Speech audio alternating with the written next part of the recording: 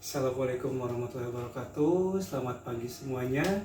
Kembali lagi bersama saya Kak Geri Muhammad Rizky dalam pelajaran Bahasa Indonesia. Sebelum kita masuk ke materi, berdoa dulu ya. Berdoa menurut agama dan kepercayaan masing-masing. Berdoa dimulai.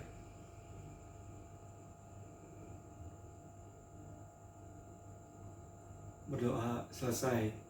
Nah, ada yang tahu nggak nih? Kali ini kira-kira Kak Geri bakal ngejelasin materi tentang apa?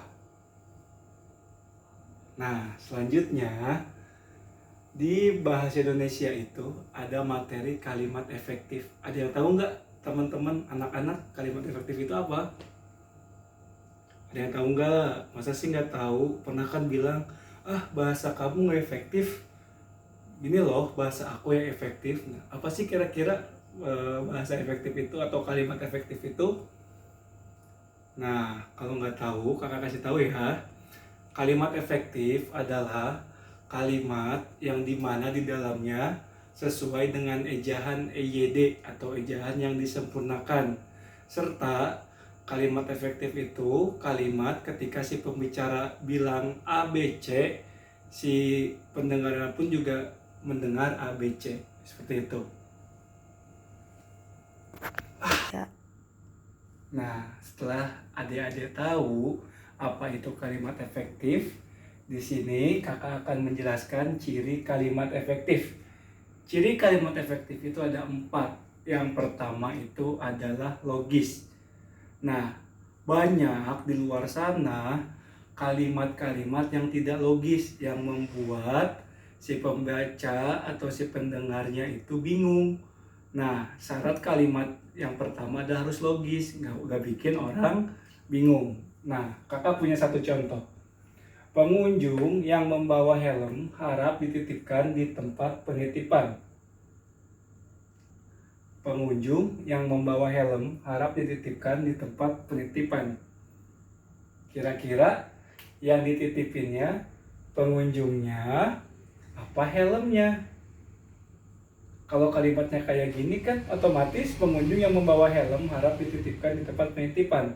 Otomatis yang dititipkan di tempat penitipan adalah si pengunjungnya, bukan helmnya. Yang dimaksud kalimat tersebut adalah helmnya yang dititip di tempat penitipan. Jadi kalimat yang benar adalah kalimat yang bawahnya, yaitu helm yang dibawa pengunjung harap dititipkan di tempat penitipan. Ya, oke. Oke, kalimat yang kedua contohnya adalah tidak boleh ambigu. Nah, kira-kira ada yang tahu nggak sih ambigu itu apa? Ambigu itu memiliki makna ganda atau maknanya lebih dari satu. Contohnya ada di kalimat berikut ini yang kakak punya. Sepeda Payanto yang sudah tua itu harus segera diperbaiki. Ambigunya adalah yang tua itu sepedanya apa Payantonya, kan ambigu ya, dua makna. Jadi maksudnya di sini itu yang sudah tua itu sepedanya sebenarnya, bukan Payantonya yang tua. Harusnya kalimat selanjutnya, kalimat yang benarnya adalah sepeda tua Payanto harus segera diperbaiki. Ciri yang ketiga yaitu harus hemat. Hemat di sini dalam artian tidak mengulang-ulangi kata sebelumnya atau tidak menyebutkan identitas yang sudah melekat sebelumnya. Contohnya, Anita memakai baju warna biru. Kita sudah tahu biru itu adalah warna. Seharusnya warna di sini tidak boleh disebutkan kembali. Yang benar adalah Anita memakai baju biru. Oke, kita masuk ke materi terakhir. Ciri kalimat yang terakhir adalah harus sesuai dengan EYD atau ejaan yang disempurnakan. Contohnya ada kalimat ijazah Reni hilang 2 tahun lalu. Penulisan ijazahnya di sini salah. Seharusnya ijazah. Jadi yang benar adalah ijazah Reni hilang 2 tahun yang lalu. Oke, sejauh ini ada pertanyaan nggak yang mau ditanyakan ke kakak? Kalau tidak, kakak masuk ke kesimpulan ya. Dalam materi kalimat efektif, kesimpulannya, lihat dulu deh, ada 2 orang atau 2 gambar. Gambar pertama dan gambar kedua. Gambar pertama, dia bilang ABC, ngucapin ABC ke si orang kedua, dan si orang kedua pun menangkap dan mengertinya itu ABC, bukan XYZ.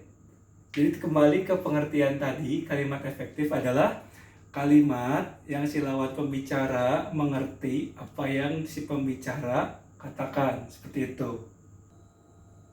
Oke, yang terakhir kesimpulannya adalah kalimat efektif itu tetap harus logis, yaitu struktur kalimatnya tidak membingungkan orang lain. Yang kedua adalah tidak ambigu. Tidak ambigu yakni tidak memiliki makna ganda, jadi maknanya satu aja. Yang ketiga hemat, tidak bertele-tele atau to the point langsung.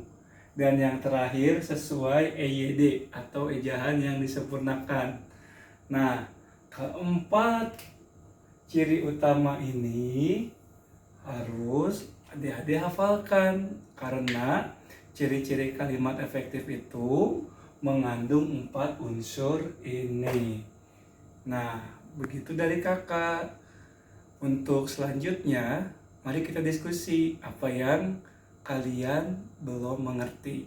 Kira-kira di mana yang belum mengertinya? Atau ada pertanyaan tentang logis, tidak ambigu, hemat, atau sesuai EYD? Tidak ada, kakak cukupkan sampai di sini. Terima kasih atas perhatiannya. Kurang lebihnya mohon maaf. Wassalamualaikum warahmatullahi wabarakatuh. Sampai ketemu nanti ya. Coba deh putar lagi.